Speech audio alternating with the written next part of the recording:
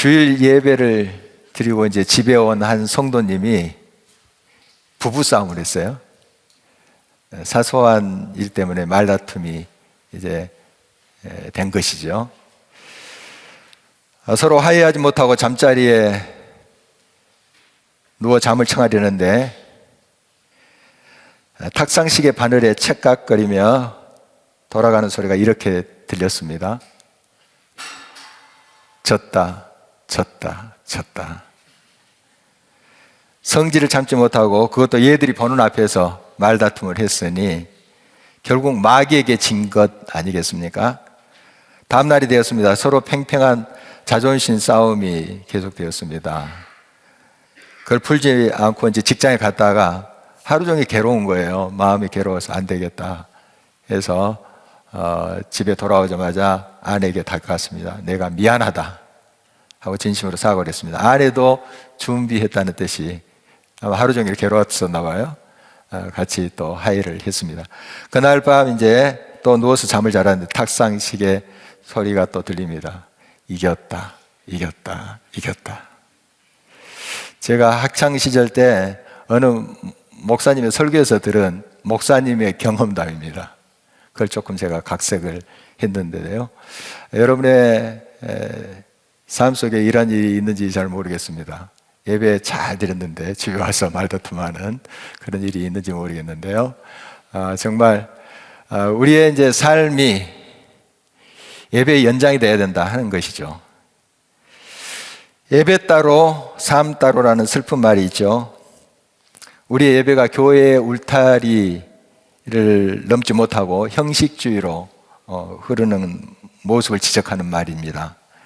하나님이 받으시는 예배는 우리의 삶의 현장에서 거둬들인 열매를 가지고 하나님께 와서 드리는 예배입니다. 삶과 유리된 예배는 없습니다. 우리의 삶의 질이 예배의 질을 결정합니다. 우리가 어떻게 삶의 현장에서 사는가가 그래서 중요한 것이죠. 교회는 예배 공동체입니다. 예배는 일정한 장소와 시간에 성도들이 함께 모여서 하나님을 만나고 높이는 그런 행위죠.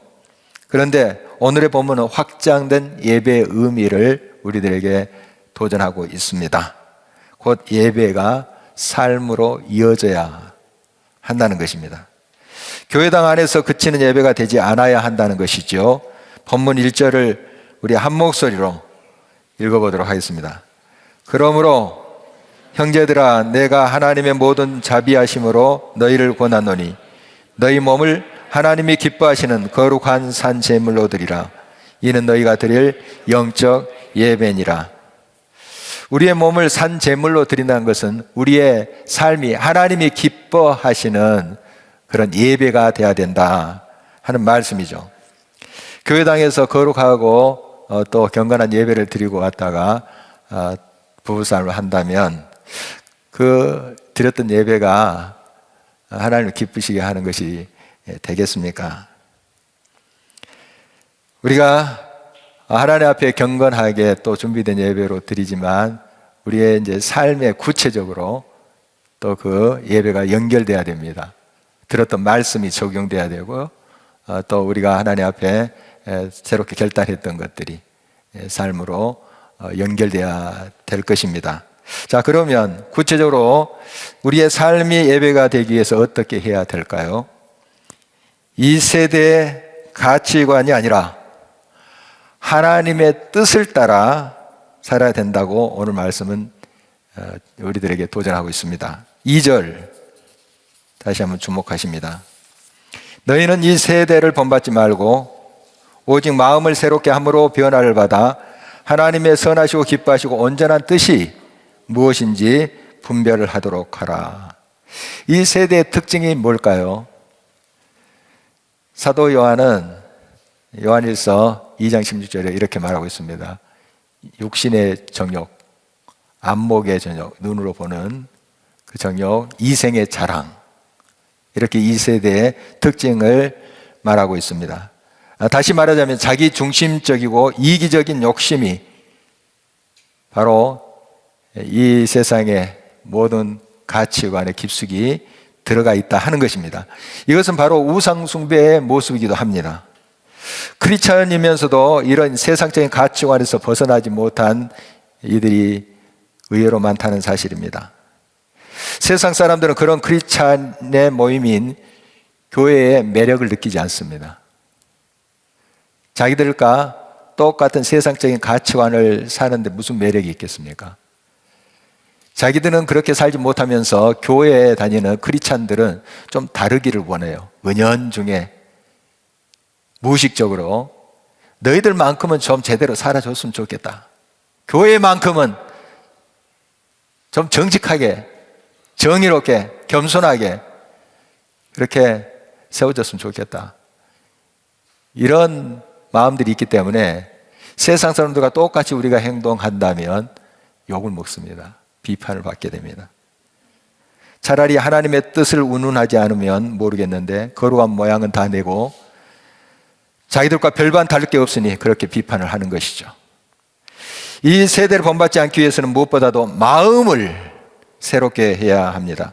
우리의 행동과 삶은 마음에서부터 나옵니다. 마음은 우리의 행동과 삶을 찍어내는 틀과 같습니다. 마음에 품은 것이 말이 되고 행동이 되는 것입니다. 그래서 바른 마음이 절대로 요청되는 것입니다. 우리 인간의 마음은 아담의 범죄 이후로 왜곡되고 부패해졌습니다. 죄악으로 얼룩진 그 마음을 새롭게 하기 위해서 여러 뜻있는 사람들이 노력했어요. 애썼습니다. 그러나 우리 인간의 힘으로 이 마음을 새롭게 할 수 없어요. 죄가 그 마음을 점령하고 있기 때문에 죄의 문제를 인간의 그 어떤 것으로도 해결할 수가 없습니다. 오직 이 죄의 문제는 예수 그리스도의 피밖에 없습니다. 그래서 예수님께서 이 땅에 우리와 같은 육신의 몸을 입고 와서 피를 흘려 주신 거예요. 죽으신 것입니다. 그래서 그 피를 우리가 받음으로 그 피가 우리의 죄를 씻어 주셨고 우리는 하나님 앞에 바르게 나아갈 수 있게 된 것입니다. 심령으로 변화를 받아서 하나님과 바른 관계를 회복하고 우리가 구원을 얻게 된 것이 바로 예수 그리스도의 피의 공로인 것이죠.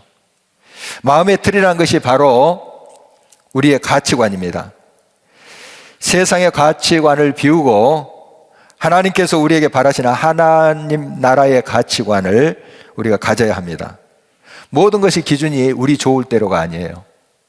하나님이 기뻐하신 뜻대로 행하는 것이 돼야 됩니다.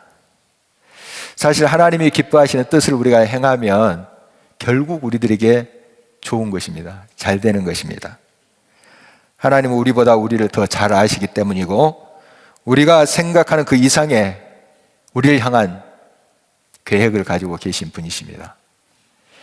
자기 좋을 대로 이기적인 욕심에 따라 사는 사람의 종착역 파멸입니다. 결국 그래요. 지금은 당장 내 욕심을 취하고 내 좋을 대로 하면 좋을 것 같지만 뭔가 이득이 생긴 것 같지만 결국 결과가 좋지 않아요. 패망입니다. 그러나 하나님의 뜻대로 행할 때 물론 그 과정에 어려움이 있습니다. 또 손해볼 수도 있어요. 자존심 상할 수 있습니다. 그러나 먼저 내가 가서 손 내밀고 하나님의 뜻대로 행할 때 거기에 합력해서 선을 이루시는 하나님의 역사를 경험하게 되는 것입니다. 자기 중심적인 신앙의 모습은 우리가 하나님의 말씀을 대할 때도 드러날 수가 있다는 거 우리가 유의해야 합니다. 그 좋은 생명의 말씀을 읽거나 묵상하면서도 우리 중심적인 우리의 욕심을 차릴 수 있다 하는 것이에요. 그렉 길버트는 그의 책 성경 하나님이 펼치신 놀라운 이야기에서 바로 이러한 크리스찬의 실수할 수 있는 점을 지적하고 있습니다. 우리는 보통 성경 묵상할 때 이것이 내게 무엇을 의미하는가? 이것이 이 말씀이 내가 더 나은 사람이 되도록 어떻게 도울 수 있는가? 나는 여기서 어떤 교훈을 얻을 수 있는가? 이런 관점을 가지고 이 성경을 대한다는 거예요. 우리 이렇게 또 묵상하기도 하죠. 그런데 이 그렉 길버트는 이런 접근법은 철저히 자신을 중심에 두고 너무 자의적으로 성경을 읽는 것이라고 지적을 하고 있습니다. 성경을 읽거나 묵상할 때 우리가 그 이야기의 주인공이 아니라 거기에 등장하는 인물들과 대화하거나 사랑에 빠지기도 해야 한다는 것이죠. 다시 말씀드리면 성경은 하나님의 역사를 기록한 서사인데 그 전체적인 흐름에 녹아들지 않고 자기 입맛대로 시사선택하여 읽거나 자기에게 은혜와 감동이 되는 것만 취한다면 성경을 바르게 대하고 있다고 할 수 없다는 것입니다. 성경을 묵상하고 대하는 것조차 우리의 취향을 가지고 뭘 은혜를 받을까, 뭘 깨달아서 내게 유익이 될까, 자기중심적으로 접근한다는 거죠. 그게 아니고 하나님이 지금 이야기를 하시잖아요. 하나님의 서사가 흐르고 있는데 거기에 내가 따라가면서 녹아들면서 그 말씀을 받아들여야 되지 않겠습니까? 우리의 틀을 가지고 하나님의 말씀을 재단하려고 하는 그런 자기중심적인 우를 범한다 하고 날카롭게 지적하고 있습니다. 그의 지적을 우리는 귀 기울여 들을 필요가 있습니다. 성경을 무질서하게 짧은 도덕적 우화 모음집으로 읽어서는 안 되며 절대로 자신과 자신의 관심사를 중심에 두고 읽어서도 안 된다. 오히려 하나님의 웅대한 서사로 하나님이 그분에게 맞서는 우리의 치명적인 반역에도 불구하고 우리를 영웅적으로 구해내시는 서사로 읽어야 한다. 무슨 말씀인가 하면 방금 설명드린 것입니다. 우리가 어떤 틀과 관점을 가지고 이게 얼마나 내게 유익이 될까? 은혜가 될까? 어떤 교훈을 내가 받을까? 자기 중심적으로 접근하는 거지 말고 있는 말씀 그대로 들으려고 하고 그 말씀에 녹아드는 거죠. 그러다 보면 하나님께서 교훈도 주시고 깨우침도 주시고 우리를 고치기도 하시잖아요. 예배의 태도도 마찬가지예요. 지난 시간에도 제가 강조를 했지만 다시 한번 말씀드립니다.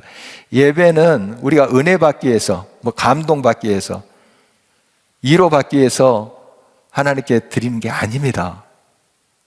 그런 목적으로 드린 게 아니에요. 하나님이 나를 얼마나 사랑하시고 그 큰 사랑으로 자기를 다 주셨지 않습니까? 그 사랑을 기억하면서 또 한 주간의 삶의 열매를 가지고 드리는 거예요. 하나님께 그렇게 삶을 드리는 거예요. 그렇게 하나님 앞에 영과 진리로 진정성 있게 예배를 드리면 하나님께서 감동도 주시고 치료도 하시고 우리 인도해 주시지 않겠습니까? 그건 하나님의 영역이에요. 우리가 우리의 의도성을 가지고 우리 중심적으로 예배에 접근하지 말아야 될 것이라는 것입니다. 하나님께 영광 드리고 하나님 중심으로 하나님이 써내려가는 그 서사를 따라서 동참하는 거예요. 그러다 보면 하나님이 어루만지시고 하나님이 또 우리의 어둠을 밝히시고 우리를 새롭게 하신다는 그런 사실 아니겠습니까? 삶으로 드리는 예배는 믿음의 분량대로 지혜롭게 생각하며 사는 것입니다. 3절을 보십니다. 내게 주신 은혜로 말미암아 너희 각 사람에게 말하노니 마땅히 생각할 그 이상의 생각을 품지 말고 오직 하나님께서 각 사람에게 나누어 주신 믿음의 분량대로 지혜롭게 생각하라. 뭐든지 지나치면 하지 않은 것만 못합니다. 우리의 생각이 하나님의 뜻보다도 앞서서는 안 돼요. 우리의 틀, 우리의 관점, 그게 하나님의 뜻보다 앞서서는 안 돼요. 항상 이 점 주의해야 됩니다. 그래서 항상 하나님의 뜻이 우리의 모든 선택의 기준이 되어야 됩니다. 하나님의 뜻이 먼저 앞서가야 된다 하는 것입니다. 그렇게 우리가 행할 때 하나님께서 가장 좋은 길로 우리를 인도하실 것입니다. 많은 것을 한다고 다 좋은 것은 아닙니다. 또 크게 보이는 일을 한다고 다 바른 것은 아니에요. 어떤 일이든지 분수껏 하는 것이 아름다웠고 하나님의 영광을 드러냅니다. 저는 이제 퇴임 후에 인도네시아에 쓰리자 신학교에서 이제 가르치는 사역을 할 예정입니다. 그리고 그곳에 이제 수마트라 섬에 아낙달람족이라고 산지족이 있습니다. 이들은 무슬림이 아닙니다. 정령 숭배자, 미신 숭배하는 사람들이에요. 이들에게는 마음껏 전도할 수 있어요. 그래서 지금 쓰리자 신학교 출신들이 가서 교회를 개척하고 마을을 새롭게 하고 지금 그런 사역을 하고 있습니다. 거기에도 동참할 예정이 있습니다. 옆에서들 많이 걱정들 해주세요. 1년 내내 우리나라 삼복도이처럼 그렇게 막 후덥지근합니다. 제가 한 2번 그곳에 다녀왔는데요. 막 조금만 걸어도 땀이 비 오듯 쏟아집니다. 또 제가 땀을 많이 흘리는 사람이라 아주 쉽지 않더라고요. 그래서 걱정들 하세요. 건강 걱정들을 많이 하십니다. 제가 젊었을 때처럼 그 어떤 환경도 두려워하지 않고 뛰어드는 그런 나이가 아니라는 거 알고 있습니다. 그리고 의료시설이 우리보다 한참 뒤떨어진 그곳에서 병이라도 나면 그 선교지에 힘이 되는 것이 아니라 오히려 짐이 될 수도 있다, 이런 생각이 들기도 해요. 또 이 나이에 가서 이제 선교사님들에게 혹시 폐가 되지 않을까 하는 그런 마음도 있습니다. 그래서 저는 매 순간순간마다 좀 욕심부리지 말고 내 분수를 좀 알고 하나님께서 주신 대로 한 걸음 한 걸음 가려고 합니다. 하나님께 묻고 가고, 그래서 내일 일은 저는 모릅니다. 어떠다 하나님께서 주신 마음을 품고 그냥 가는 겁니다. 하나님께서 인도하실 줄 믿습니다. 여러분의 많은 기도가 그래서 절대 필요합니다. 하나님의 뜻 안에서 규모 있게 질서 있게 사는 삶이 향기롭습니다. 이것이 하나님께 삶으로 드리는 우리의 삶의 예배의 모습인 것이죠.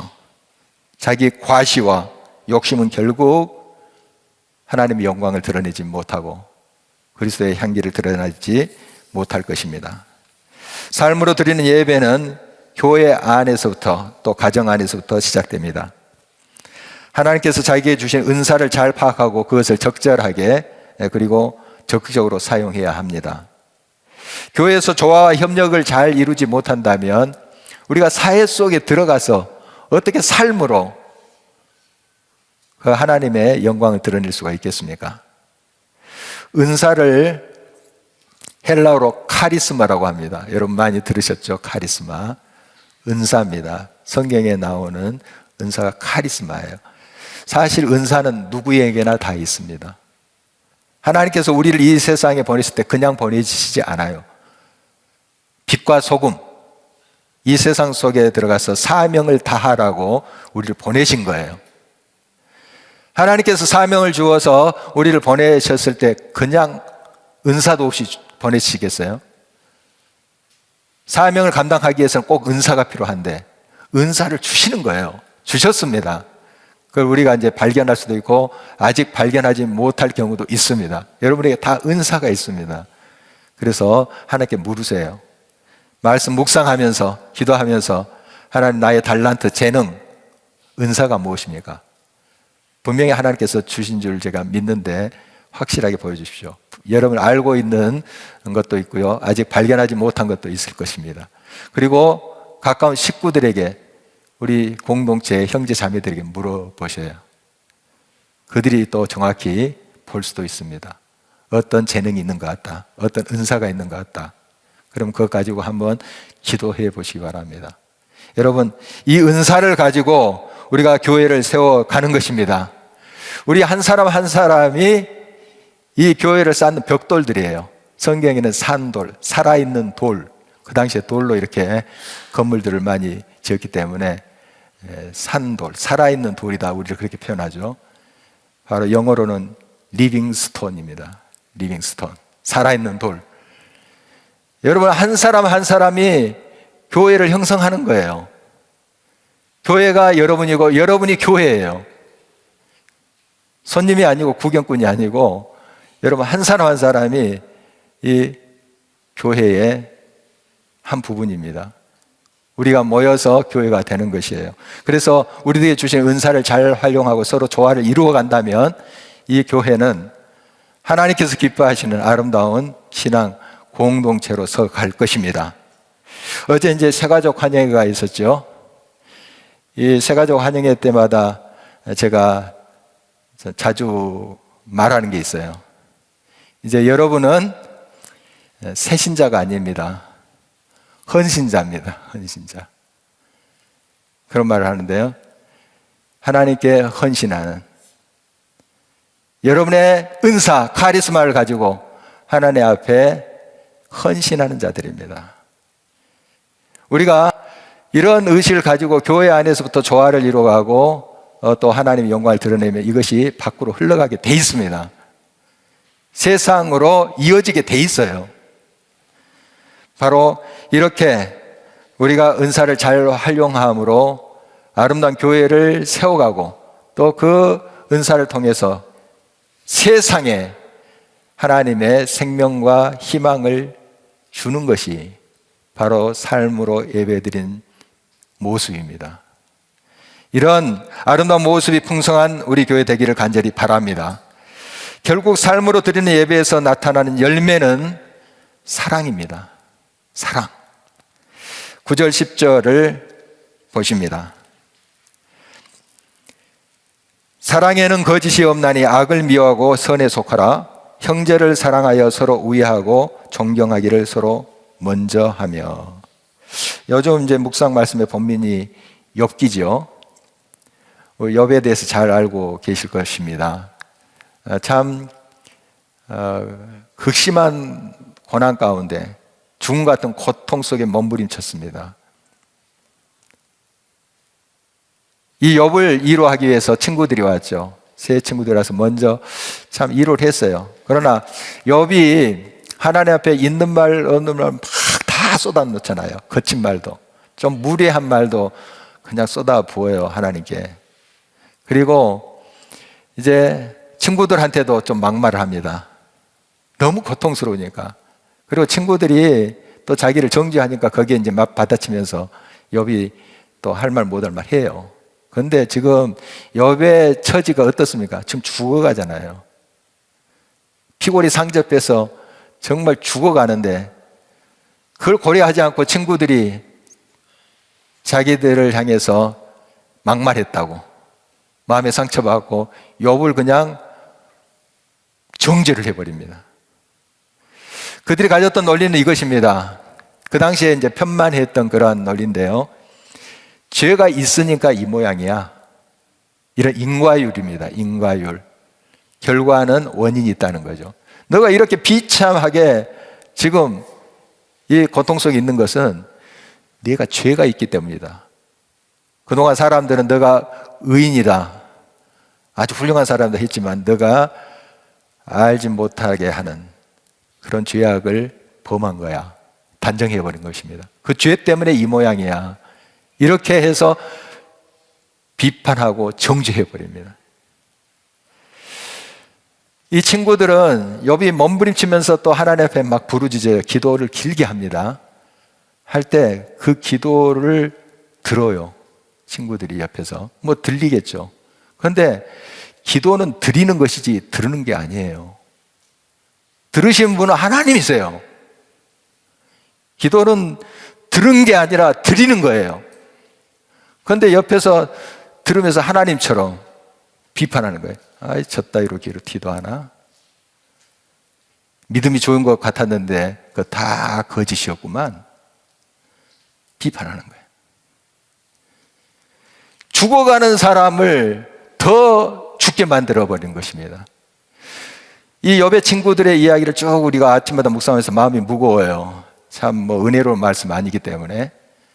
보면 하나님에 대한 해박한 지식이 있어요. 그것만 따로 떼놓으면은 옳은 말이에요. 그런데 적용이 잘못됐어요. 욥에게 할 말 아니잖아요. 그 상황에 이야기할 말이 아니잖아요. 하나님에 대한 해박한 지식이 있고 또 세상 지식에 대한 백과사전적인 그러한 그들의 지식이 있습니다. 그러나 그들의 말에, 그들의 지식에 정작 있어야 될 것이 없었어요. 사랑. 사랑. 하나님은 사랑이시라. 하나님 말씀 성경을 압축해 보면 사랑이에요. 사랑이에요. 그런데 하나님에 대한 놀라운 지식들을 이야기합니다. 하나님에 대해서 많이 이야기합니다. 그러나 사랑이신 하나님이 그들에게 없어요. 사랑이 없었어요. 우리가 그럴 수 있단 말이죠. 우리가 여러 성경 지식을 말할 수 있고 또 우리가 신앙생활 오래 할 수도 있습니다. 참 좋은 거예요. 그러나 거기에 사랑이 담겨 있어야 됩니다. 사랑이 있어야 돼요. 이 사랑의 방향은 살리는 거예요. 다시 말씀드립니다. 사랑의 방향은 살리는 것입니다. 미움의 방향은 죽이는 거예요. 지금 이 욥의 친구들은 욥을 사랑한 것이 아니라 미워 죽겠어요. 자기들의 인격 모독을 한다고 그렇게 생각한 거예요. 욥이 좀 막말했거든요. 그런데 지금 죽어가면서 정말 발버둥 치고 있는 그 욥이 그 처지에 있는데 그거 좀 고려하면서 좀 드려야 되는데 그냥 나를 모독했어? 하고 막 짓밟아 버린 거예요. 말로. 성경에 있는 표현은 짓부신다. 말로 짓부신다. 사랑이 없었던 거죠. 여러분의 언어 생활 속에서 꼭 사랑이 묻어 있기를 바랍니다. 행동 하나하나에. 때로는 비판할 수 있어요, 여러분. 때로는 책망할 수 있어요. 그러나 그 속에 사랑이 있어야 돼요. 따끔한 책망하더라도 사랑이 있어야 됩니다. 기도하시고 그렇게 할 때 살리는 거예요. 결국 그 상대를 살려내는 것입니다. 우리의 예배가 삶으로 확장되어야 하겠습니다. 하나님을 사랑하며 이웃을 사랑하는 삶이 바로 하나님이 기뻐 받으시는 영적 예배입니다. 교회 안에서 하나님께 주신 은사를 기쁨으로 잘 활용하고 교회의 울타리를 넘어서 삶의 현장에서 늘 이웃을 존중하고 먼저 내가 손 내밀고 먼저 다가가서 미안하다, 먼저 다가가서 고맙다, 이렇게 하는 저희들이 됐으면 좋겠습니다. 하나님께서는 이런 삶으로 예배하는 자들을 찾고 계십니다. 저와 여러분들이 이런 삶으로 예배드리는 자가 되어서 나로 인해서 내 가정이 더 화기애애하고 나로 인해서 내 주변이 더 하나님의 은혜로 생명으로 풍성해지기를 주의 이름으로 축원합니다.